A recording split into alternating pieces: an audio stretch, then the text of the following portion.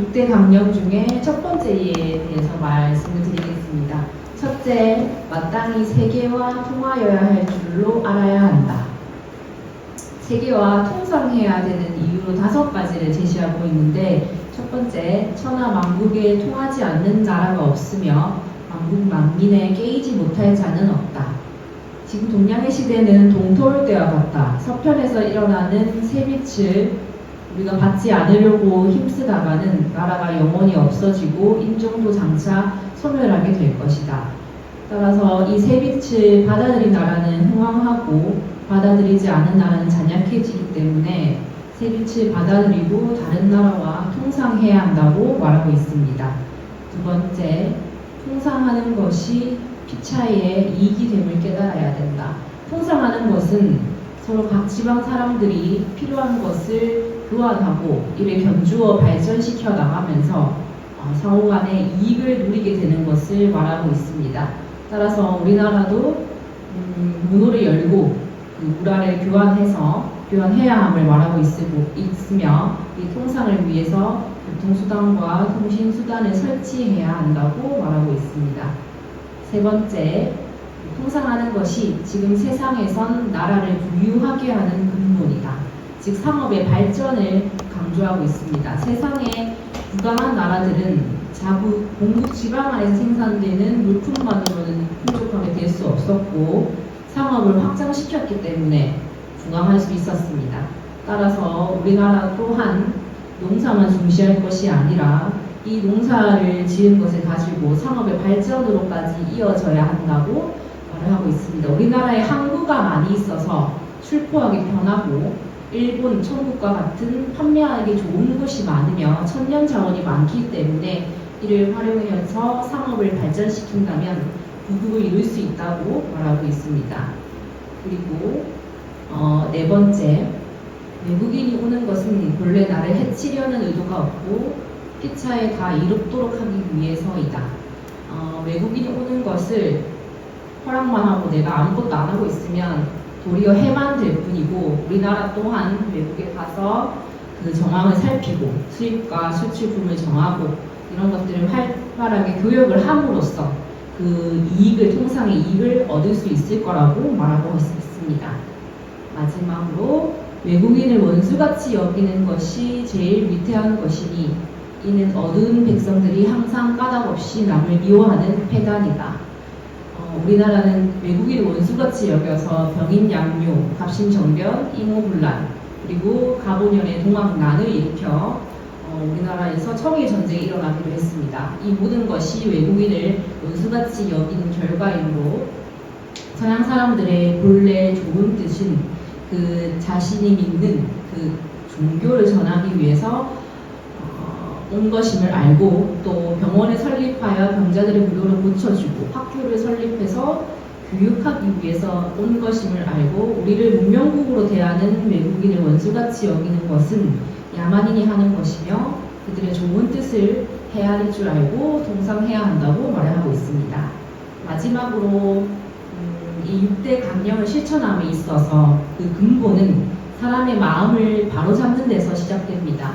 우리 사람의 마음은 천도를 깨달아야 된다고 말을 하고 있으며 이러한 천도를 천도를 근본으로 삼지 않고서는 이 6대 강령이 효력이 없음을 말을 하고 있습니다.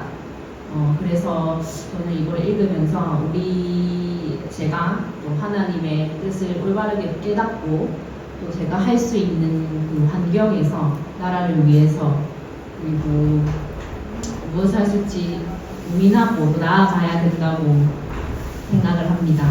끝입니다.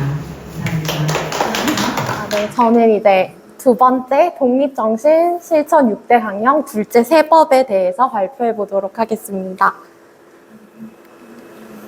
일단 제 목차는 독립정신 실천 6대 강령 세법이란 무엇인가? 세법을 실천해야 하는 이유는 이거랑 나는 어떻게 적용할 것인가? 이 순서로 한번 발표해 보겠습니다. 네, 실천 강령 두 번째는 새 법으로서 각각 몸과 지방과 나라를 보전하는 근본을 삼아야 한다입니다.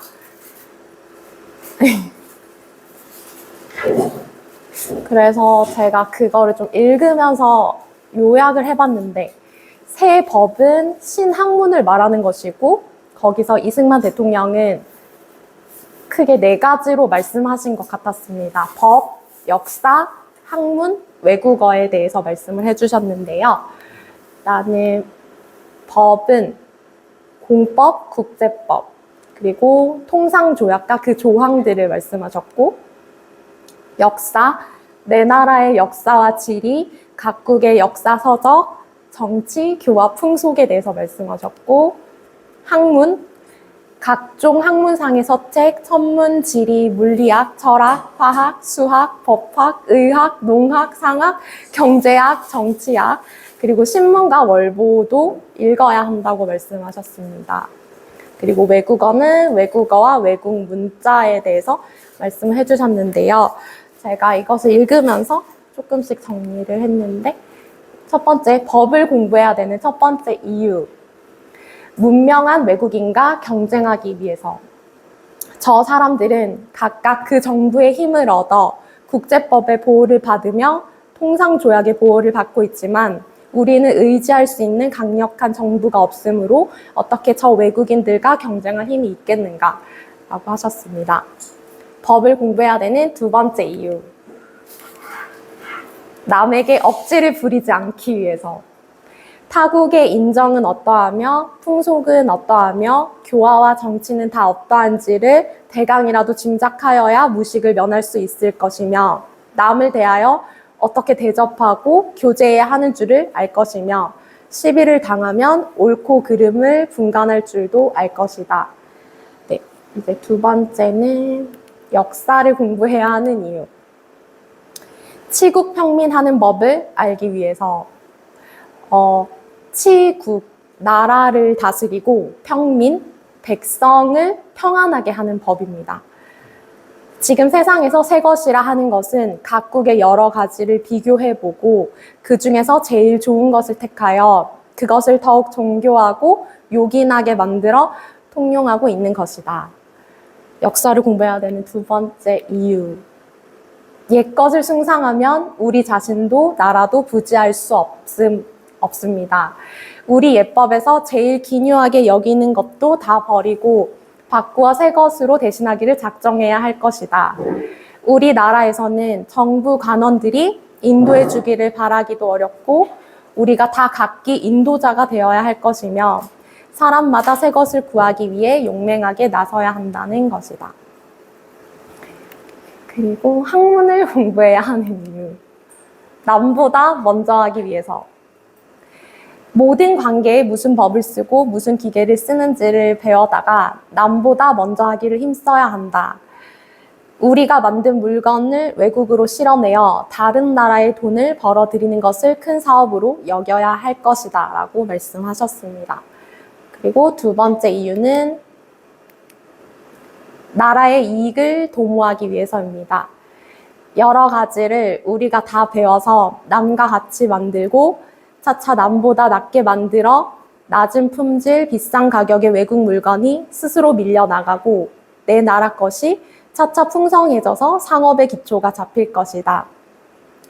그렇게 되면 100가지, 1000가지 사업들이 흥황하여 차차 재물이 들어오고 국민의 생계가 나날이 폭발적으로 흥성하게 될 것이다. 그리고 이제 마지막으로 외국어를 공부해야 하는 이유. 첫 번째는 국문으로 쓰여진 책이 없기 때문입니다.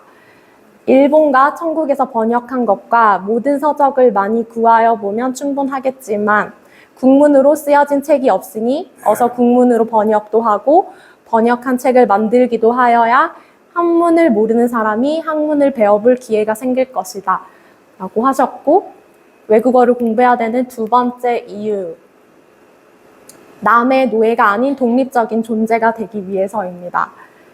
외국어와 외국 문자를 배워서 외국 서책도 보고 외국인과 교섭하여 내 나라 글로서는 통할 수 없는 뜻을 연구하고 외국에 유학하여 세상 구경도 친히 하고 기이한 물건과 정교한 제조법도 눈으로 직접 보아서 견문과 생각도 넓히고 이런 진념도 없이 남과 교섭한다면 항상 남의 아래에 놓이는 신세를 면하지 못할 것이다 라고 하셨습니다. 있습니다.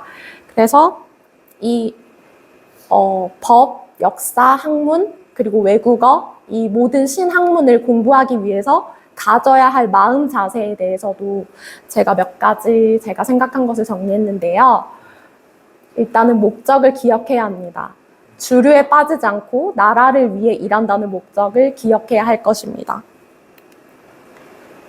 두 번째는 실천하기인데 나 홀로라도 배운 것을 행하여서 어두운 천지에 등불이 되어 선생이 되라고 그런 마음으로 하라고 하셨습니다. 네, 그리고 당장에 한두 푼이라도 얻어먹을 일을 하려고 하지 말고 공부가 곧 미천이 되는 줄을 알고 이것이 성공의 근본임을 인지하는 마음을 가지고 있어야 된다고 하셨고, 이것은 제가 두 번째 법을 정리한 것이고, 그 전체적인 요약에서 많은 내용이 있었지만 저는 실천 강령 그 6대의 결론을 저는 이렇게 내렸습니다.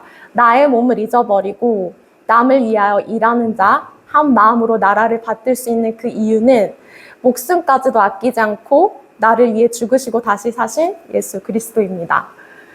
네.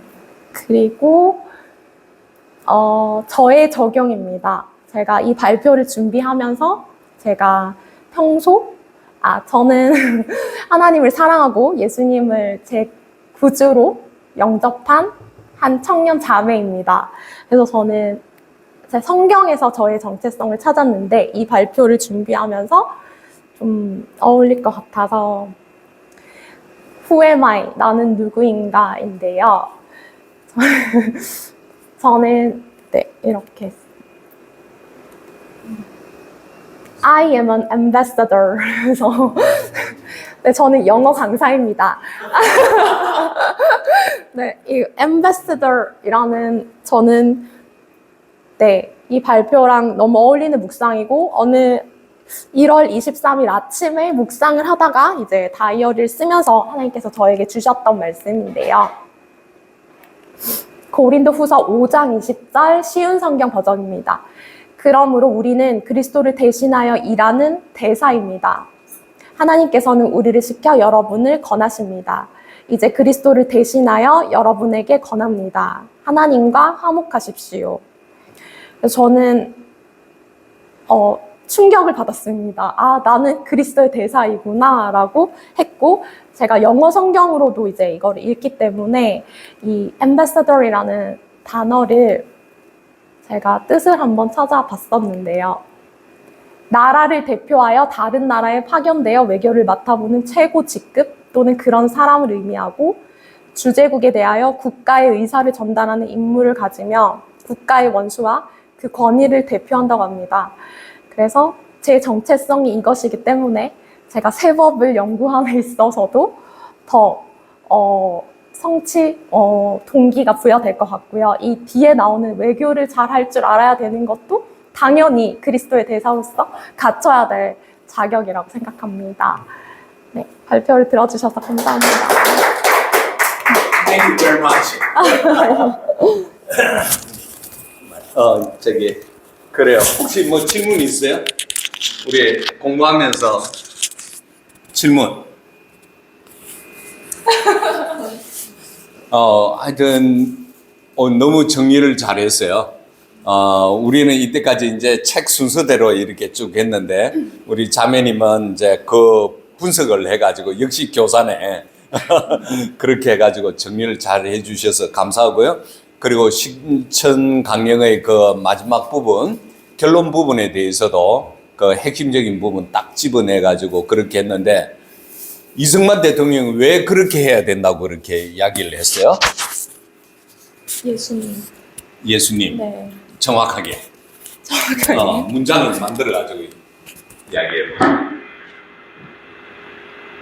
그 책에 내용이 나오죠? 네. 생각나는 거 그냥 자기가. 네. 이승만은 네네. 또 대사라고 생각을 했지만 또 자기는 예수님의 모습을 따라가야 된다. 그 부분이 있거든. 네. 그 부분에 대해서 어떻게 표현을 했어요, 그러면?